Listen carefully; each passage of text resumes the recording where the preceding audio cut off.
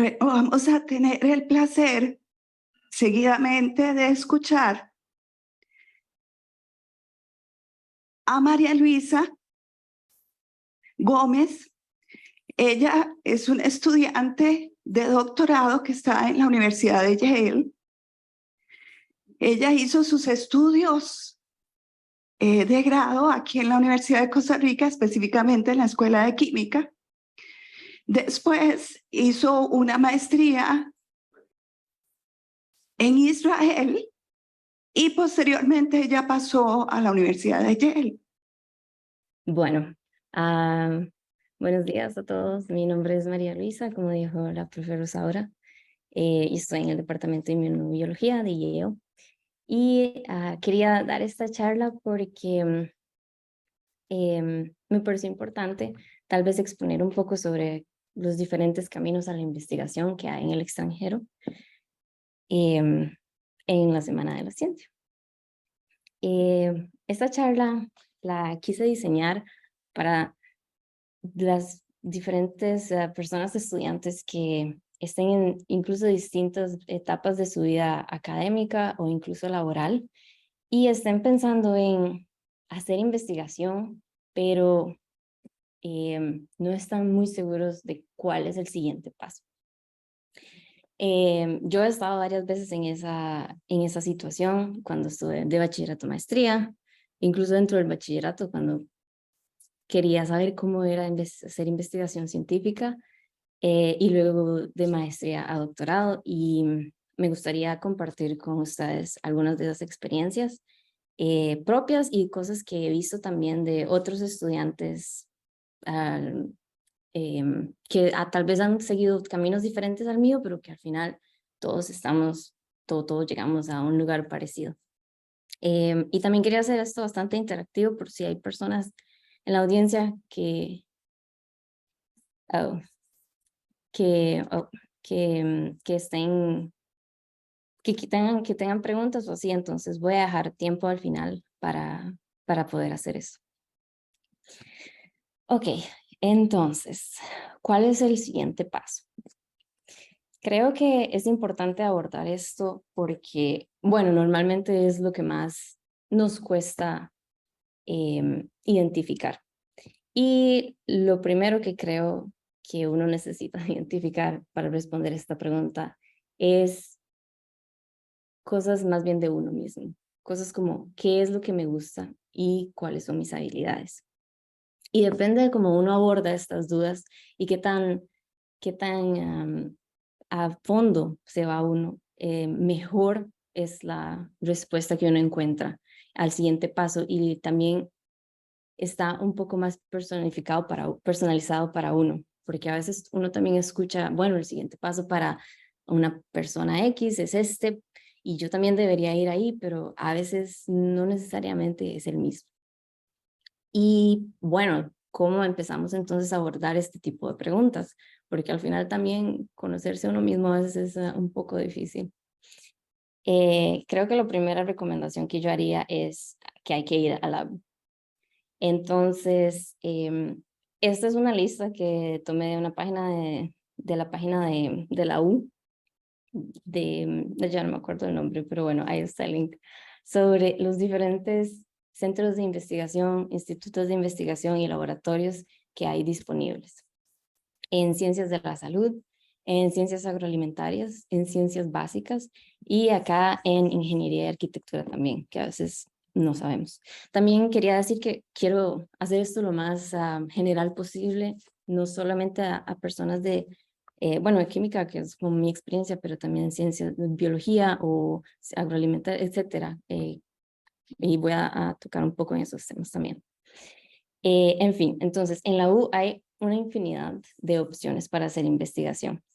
De hecho, yo empecé de la escuela de química, fui al Centro de Investigación Electroquímica de Energía Química, el CELEC, y ahí trabajé con la máster María Elena Cibaja, el primer trabajo que tuve. Y luego pasé al Ciprona con la doctora Giselle Tamayo. Y siento que estas dos experiencias realmente forjaron en mí el interés y la curiosidad para hacer investigación. Y por eso quería resaltar realmente esto. Eh, ok, entonces esto existe, pero ¿cómo hago yo para estar en un laboratorio de investigación en la U? Y la realidad es que hay muchas formas para lograrlo. Las primeras dos es que, que pienso son estrictamente de grados académicos, por ejemplo, licenciatura o maestrías en investigación, que son opciones en las que usted va a poder liderar un proyecto de investigación. Y las otras dos opciones que son más, bueno, que se pueden hacer realmente mientras uno es estudiante de bachillerato o incluso después en licenciatura o maestría, son horas de estudiante u horas asistente. Y este es un recurso muy, muy valioso que siento que yo tal vez di por sentado en el sentido de que pensé que en más lugares alrededor del mundo uno podía hacer esto mientras es estudiante y que fuese pagado. Y la verdad es que he descubierto que eso no es así en general, incluso en grandes, no sé, con países con mayor, más potencia, mejores potencias. Bueno, el punto es que estas son cosas que realmente necesitamos aprovechar en nuestra vida y que realmente es el primer paso para entender si realmente nos gusta la investigación científica o no.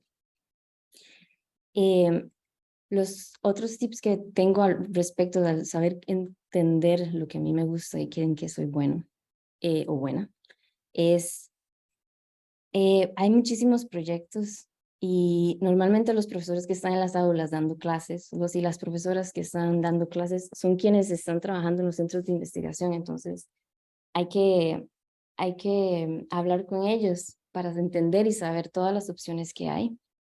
Lo otro es que hay muchos cursos electivos de otros programas y otros posgrados que son muy valiosos. Yo, por ejemplo, tomé uno de bioquímica, de la maestría de microbiología, estando en química, y eso me ayudó muchísimo porque yo quería entender el lado más biológico de la bioquímica, y realmente yo no sabía que eso se podía hacer, y abre muchísimo la mente a empezar a aprender cosas desde un punto de vista que tal vez no es el que uno está acostumbrado a ver. Y el tercero es que hay muchísimas becas para simposios, workshops, seminarios, escuelas de química, de inmunología, etcétera. Hay un simposio creo que es muy popular ahorita en la U, que es el de RISE, el Gulf Coast Research Symposium, y ese es para estudiantes de todas las ciencias básicas, workshops de las asociaciones de latinoamericanas, por ejemplo, de cristalografía.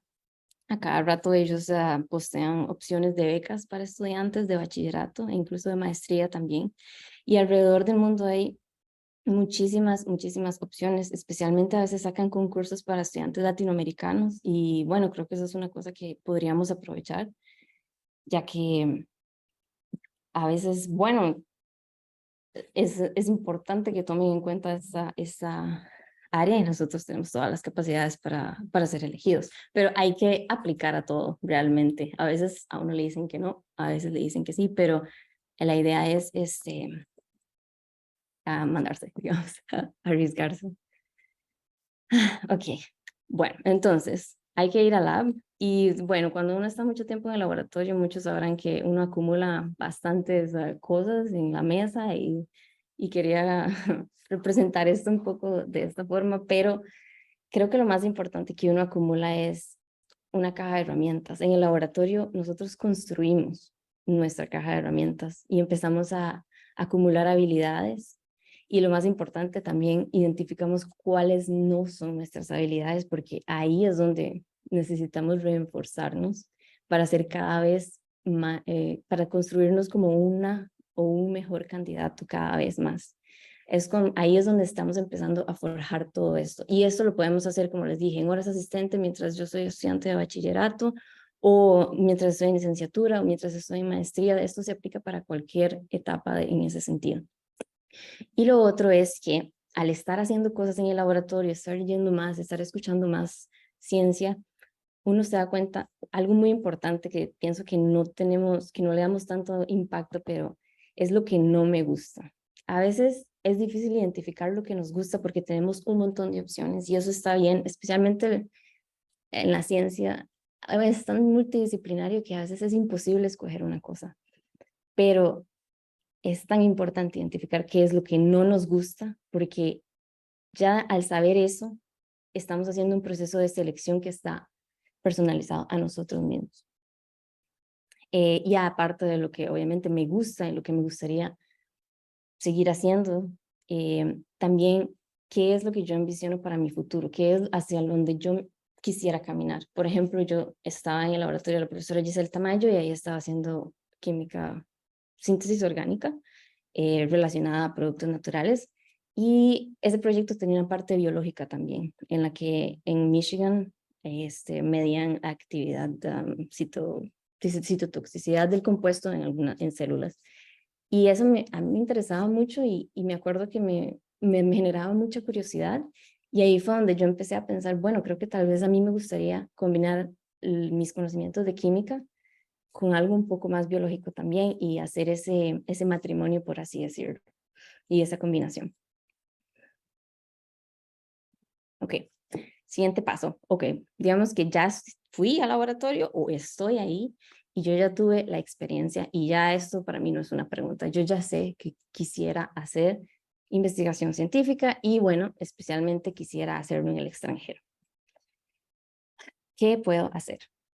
Bueno, entonces, otra vez, ¿cuál es el siguiente paso aquí? Ya que yo sé qué me gusta y cuáles son mis habilidades o lo tengo mejor, más clarificado en mi cabeza. Bueno, aquí vienen tres cosas importantes. Yo pienso que es, ¿cuáles son mis aspiraciones? ¿A dónde quiero llegar después? ¿O a qué, no sé, instituto? ¿Qué tipo de doctorado? ¿Qué tipo de maestría me gustaría hacer? ¿Qué es lo que yo me imagino para mí? Acá retomo un poco esto de qué tema me gusta o qué combinaciones me gustaría hacer, que si me gustaría algo un poco más multidisciplinario, si me gustaría enfocarme más en un solo camino, etcétera. Y esto es posible solo hacerlo realidad si uno entiende qué opciones hay. Y eso es en lo que yo voy a elaborar más en las próximas diapositivas. Para hacer eso voy a describir tres posibles caminos que creo que son los más comunes. Dos, bueno, uno, la maestría y el doctorado, que creo que son bastante conocidos por todos. Y un tercero que me pareció muy, muy importante cuando yo vine a Estados Unidos, que es un Postgraduate Associate. Y voy a tocar en esto porque me parece una opción increíble que yo no tenía ni la menor idea que existía. Pero vamos a empezar por la maestría, ¿ok? Bueno, entonces, ¿qué hay que saber con respecto a las maestrías en el ámbito internacional? Primero, ¿qué tipo de maestría es? Y digo esto porque he identificado que hay más o menos dos tipos de maestría. Uno que es muy similar al posgrado de maestría en química de la Universidad de Costa Rica, en el que uno lleva clases, pero es muy fuerte en investigación y uno está en el laboratorio la mayor parte del tiempo.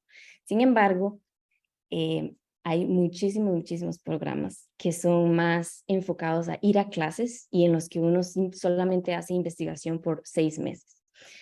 Quiero decir acá que no es para nada ninguna de las opciones, ni una no me parece mejor que otra, es simplemente saber y entender qué tipo de programa es en el que me estoy metiendo, porque a veces uno tiene una concepción y es muy diferente. Entonces, por ejemplo, en Europa, creo que este tipo de programa que dura 1 o 2 años y es muchísimo más fuerte en cursos, es mucho más común que uno que sea un poco más enfocado a la investigación. Y ahora voy a dar un ejemplo de uno que fue el que yo hice, que estaba muchísimo más enfocado a la investigación. Ahí entonces ya hablé un poco de la duración. Normalmente un programa de maestría son 2 años y los más reducidos va a 1, entonces eso es importante saberlo. Muy importante revisar cuál es el idioma oficial, porque a veces se dice que es en inglés, pero he escuchado personas que me han dicho que han llegado al lugar y bueno, en realidad las clases no estaban en inglés y tenían que ver qué hacían. Entonces, la mayor información que puedan buscar al respecto, mejor. Ahora, la aplicación normalmente es una aplicación directa al programa. No es que uno contacta a un profesor o una profesora. Y bueno, sí, con ciertos tiempos de aplicar y con una entrevista, etcétera. ¿Cuáles son los beneficios de esto? Hay que entender si me pagan por eso. Hay muchos programas de maestría que no pagan y hay algunos en Estados Unidos principalmente en los que uno tiene que pagar. Y también preguntar acerca del seguro médico porque, bueno, eso es muy importante. Normalmente en esta etapa uno es estudiante, entonces está cubierto, pero es importante saberlo. Lo otro que creo que, bueno, yo al menos no sabía es que uno puede ganar fellowships al aplicar. Si uno es un candidato fuerte, a veces le dan remuneraciones monetarias que, bueno, ayuda muchísimo al futuro.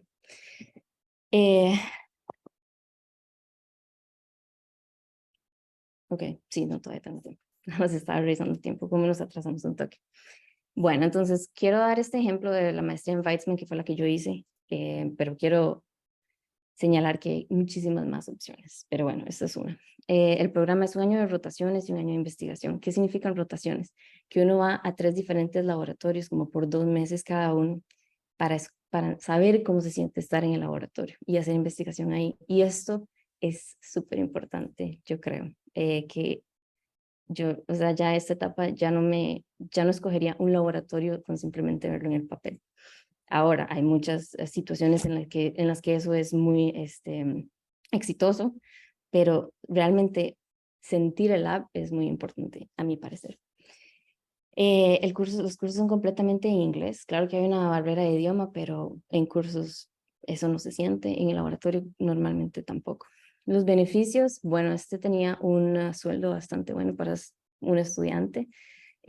Proveían el seguro médico, residencias estudiantiles al momento en el que uno llegaba, entonces no había que preocuparse por buscar casa, que eso también es un tema importante. Y daban clases, bueno, tenían la posibilidad de que uno pagara muchísimo, un precio muchísimo más bajo por clases de hebreo, que también fue, bueno, bastante beneficioso para mí. Y otros aspectos que me parecen importantes, que las rotaciones que ya les dije, para mí era muy importante la multidisciplinariedad en el sentido de que yo quería explorar laboratorios en biología y este programa me lo permitía, a pesar de que yo apliqué a la maestría en química, roté en un laboratorio de cáncer, roté en uno de inmunoterapia y en uno de biología estructural.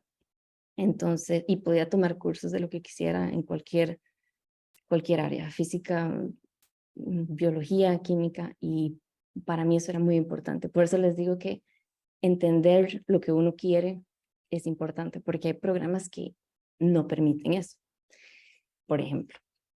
Y bueno, que en Israel la renovación de la visa era en realidad fácil. Eso fueron como los puntos positivos. Ok, voy a pasar ahora a el doctorado. La otra opción. Entonces, ¿qué creo que hay que saber del doctorado? Es muy similar a lo que ya expuse de la maestría.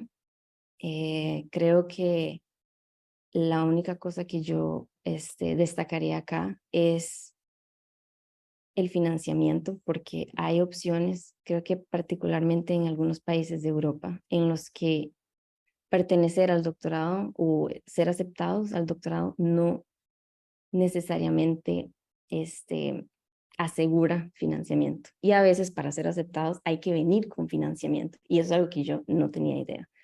Entonces, voy a hablar de esto un poco más, pero decidí separar la etapa de doctorado en, creo que 2 grandes áreas. Yo sé que, bueno, hay muchos otros países, pero me parece que hay 2 grandes, digamos, sí, áreas que podemos ver así como generalizar bastante bien. Y lo separé en Estados Unidos y Europa. Aquí no estoy muy segura cómo funciona en Canadá y no sé mucho de cómo funciona en Latinoamérica tampoco.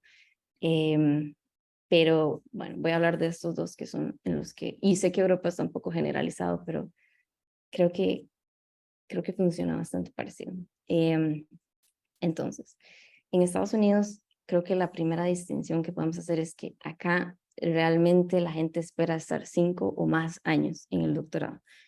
Y en Europa, y ahorita voy a tocar en las razones de por qué, ¿verdad? En Europa puede tener una menor duración.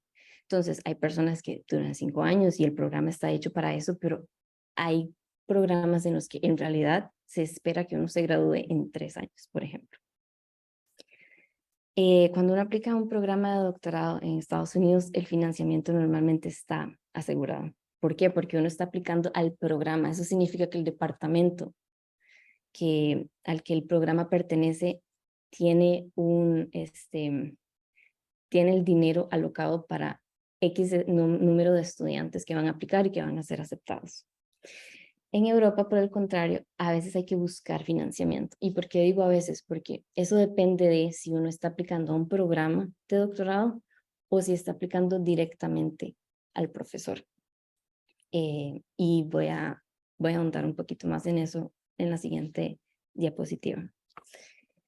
En Estados Unidos hay que hacer una cosa que se llama Teaching Assistant, que es básicamente ser asistente de cursos y uno da las clases. Uno necesita llevar clases, hay cierto currículum que hay que completar. En Europa, dependiendo del programa, en algunos hay que llevar algunos cursos, pero hay otros en los que no hay ni un solo curso que llevar y también no implica enseñar. Entonces uno tiene más tiempo para dedicarse al laboratorio solamente. Por eso es que a veces entonces uno puede durar menos tiempo y disminuir eso.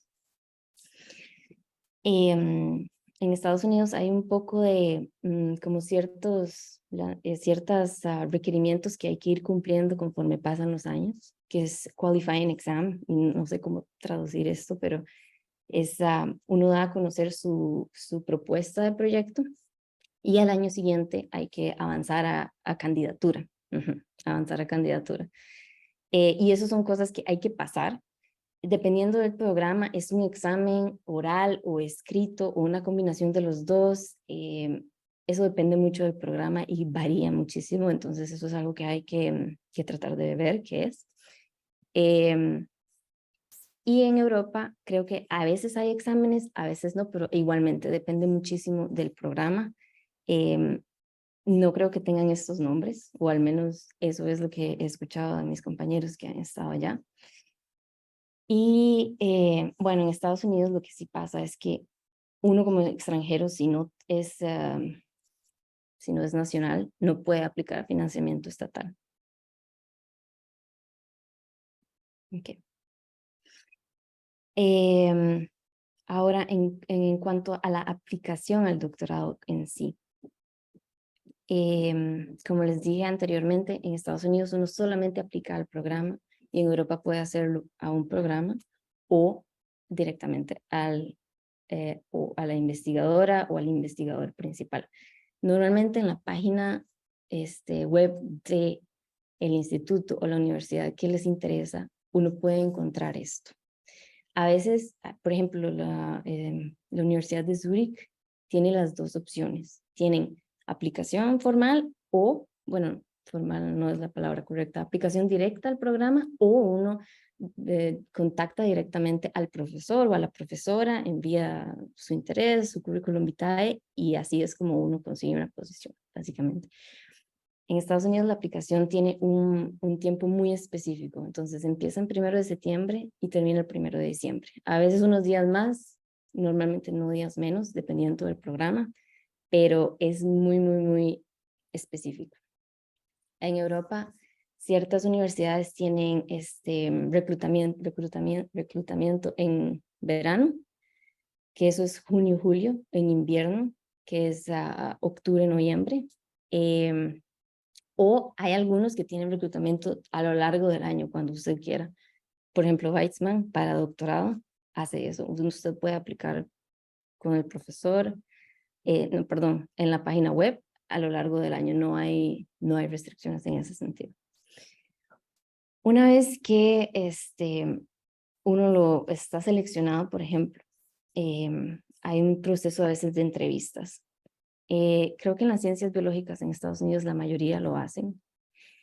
En Europa también se hacen entrevistas, pero depende muchísimo del programa. Entonces, eso es una cosa que hay que revisar por uno mismo. Y otra cosa es que a veces la aplicación hay que pagarla. A veces uno puede hacer una petición de que no se pague la aplicación al uno ser estudiante internacional. Y bueno, eso es un tip muy bueno que o sea, sí, sí es cierto y yo no lo sabía. Entonces quisiera compartirlo para que sepan porque realmente, bueno, cuando uno aplica a varios lugares, se hace grande la cuenta y muchos programas tienen eso pensado. Otra cosa que hay que pensar también con tiempo es cuándo hacer el TOEFL, porque normalmente se requiere, no importa que uno haya hecho, por ejemplo, yo hice 2 años de maestría y el programa era en inglés, pero no lo aceptan, igualmente tenía que hacer el TOEFL. Y el GRE lo puse aquí con una estrellita porque ahorita después de COVID muchos programas quitaron ese requerimiento y bueno, yo no hice GRE y la verdad que, bueno, eso simplifica mucho las cosas también. Em, ujú. Y en Estados Unidos, eso es una cosa importante, normalmente el bachillerato uno sabe que hay que pagar y muchísimo. El doctorado en ciencias normalmente no se paga. Entonces, uno recibe su sueldo, pero no hay que pagar por su matrícula o por la enseñanza. Eso es algo que viene incluido por los primeros años de su doctorado y luego que el laboratorio en el que usted está acoge. Por otra parte, en Europa, bueno, normalmente tampoco se tiene que pagar por matrícula o enseñanza, pero a veces el concurso al aplicar no es por laboratorio, sino que los profesores y profesoras de jefes de investigación ponen una lista de los proyectos que tienen disponibles y usted concursa por proyecto. Entonces es importante saber esas diferencias porque a veces es por lab o a veces es por proyecto. Y entonces para que uno tenga en cuenta que si es por proyecto, probablemente va a ser algo muchísimo más específico y uno no va a tener tanto espacio para ir a back and forth. Estos son los beneficios que tiene Yale. Creo que todo esto se puede encontrar en la página de internet. Algo importante es que el seguro médico está incluido porque a mí eso me preocupaba al venir a Estados Unidos y que se hacen rotaciones también. Entonces, eso para mí fue muy importante porque, de nuevo, pude tener una experiencia de laboratorio en el que estaba antes. Y el último concepto que quería exponer acá es el de Postgraduate Associate, que es una persona que finalizó el bachillerato y entonces puede básicamente pedir trabajo en laboratorios de investigación. Esto solo lo he visto en Estados Unidos, en realidad, y se me hizo muy parecido a lo que es tener horas de asistente. Entonces, por supuesto que incluye funciones de investigación, pero también puede incluir funciones administrativas para que lo tomen en cuenta. Entonces, ser como el administrativo del laboratorio, hacer órdenes o mantener cosas organizadas, llevar el control, pero se me hizo muy parecido y es un trabajo pagado en el sentido de que hay un salario que es muy parecido al de un estudiante de doctorado. Es importante destacar también que esto es súper común para los estudiantes en Estados Unidos, de nuevo, que luego quieren aplicar a doctorados y así es como ellos y ellas construyen su CV. Las limitaciones de eso es que para uno como extranjero tiene un límite de 2 años con una visa J1 y el seguro médico no está incluido en su totalidad, pero sí está subvencionado. Para que sepan sobre la aplicación, es directamente con investigadores principales. Yo recomiendo muchísimo Twitter, o bueno, ya ni sé cómo se llama, pero los profesores y las profesoras publican ahí muchísimas opciones que hay. E incluso si ustedes no encuentran, ¿verdad?, concurso, escriban a profesores, no se pierde nada enviando un email y viendo a ver cómo ellos responden, tal vez están interesados, etcétera. Ok, entonces, sí, para dejar tiempo para preguntas, ¿cuál es el resumen de esto? Es que necesitamos conocernos a nosotros mismos, nuestros intereses, lo que no nos gusta, lo que sí, y eso se logra yendo al laboratorio, teniendo experiencia en investigación. Hay diferentes formas de lograr eso, cualquiera está bien, como les dije, todo, dependiendo de lo que usted quiera, es lo que va a funcionar. Y lo más importante de esa experiencia es que usted pueda reconocer cuál es su caja de herramientas, cuáles son sus conocimientos, cuáles son sus habilidades, qué cosas necesita reforzar, cómo se dio cuenta que le gusta la investigación, porque todo eso va a ser necesario a la hora de aplicar, hacer un postgraduate, hacer la maestría o el doctorado en diferentes instituciones alrededor del mundo. Otra cosa que quería señalar, y esto es lo último, es que lo que uno haga acá o la experiencia que haya tenido al principio no determina, en sentido de tema o área de investigación, no determina el área de investigación que uno puede hacer acá. Eso es completamente variable. Yo, por ejemplo, hice química, productos naturales, síntesis orgánica, luego hice inmunoterapia de cáncer y algo un poco más estructural, y luego ahora estoy en inmunología, estudiando el periodo posparto en el sistema inmune durante el periodo posparto. Entonces, es solamente ir recolectando experiencias y conocimientos. Y bueno, espero tener tiempo para preguntas y muchas gracias. Gracias, María Luisa. Entonces vamos a entrar a preguntas. No sé si del público habrá alguien que quiera hacer alguna pregunta. Por el momento, bueno, no sé, a mí me ha quedado claro algo y comparto con María Luisa lo que dijo. Y es que es importante, si uno quiere hacer estudios de posgrado, que haga práctica en el laboratorio. Los que somos de laboratorio hagan práctica, también los que son teóricos. ¿Por qué? Porque es necesario. Ahora, ella hablaba de algo muy importante, que es que de esa forma se da uno cuenta qué le gusta y qué no le gusta. Y algo también que dijo fue que no necesariamente lo que haga ahora en las horas asistentes o como trabajo final de graduación a nivel de licenciatura o en maestría va a qué? A encasillarme en un área del conocimiento. Vean que ella dijo, pasé de síntesis orgánica, productos naturales, a algo que tenía que ver con cáncer y ahora con algo que tiene que ver con inmunología. Entonces ahí lo que interesa más que todo es todo lo que aprende uno para el futuro. Entonces, no sé, preguntas que le tengan a María Luisa, aprovechar que está en este momento con nosotros. ¿Todo les quedó claro? Por aquí va a haber una pregunta. Gracias, María Luisa. Muy bonita y muy estimulante su presentación. ¿Me escucha? Sí, escucho. Sí. Bueno, me gustaría consultarle qué habilidades fuera del laboratorio o que no sean estrictamente académicas, sino tal vez habilidades blandas debe tener un estudiante para tener éxito en ese camino, ¿verdad? Persiguiendo un posgrado. Sí, creo que la primera sería habilidades blandas.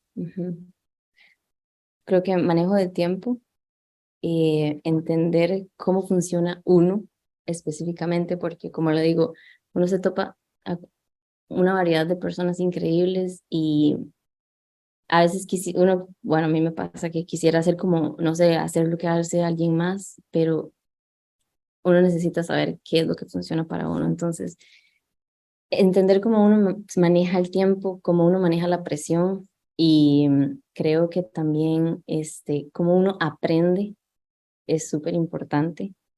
Yo, por ejemplo, sé que yo necesito estar en silencio para aprender y que cuando hago experimentos necesito estar concentrada. Yo no puedo estar haciendo 3 cosas al mismo tiempo. Y todo eso siento que también uno lo va cultivando en su forma de, de estar en la universidad, por ejemplo, llevar cursos, estar en un ambiente de laboratorio, no tanto, ¿verdad?, en la parte experimental, pero conviviendo con otros compañeros y compañeras, con su profesora o su profesor. Y creo también que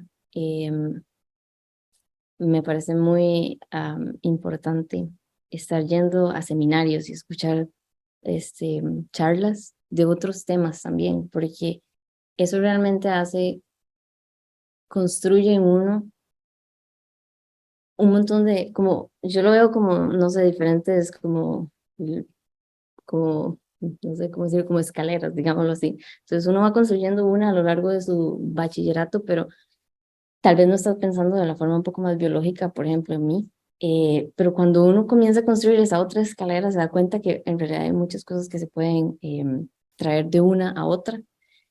Y eso es algo que uno solamente consigue escuchando gente, hablando con otras personas, hablando con sus compañeros o compañeras de temas interesantes, ni siquiera de la misma investigación de uno, pero de otras cosas como curiosidades que usted pueda aprender. Y bueno, creo que también resiliencia es bastante importante porque la mayoría del tiempo las cosas no funcionan, pero, pero bueno, creo que ya eso la mayoría lo sabe. Sí, creo que eso destacaría. Perfecto, muchísimas gracias. Entonces, muchísimas gracias, María Luisa, y nos estamos viendo. Gracias. Hasta luego.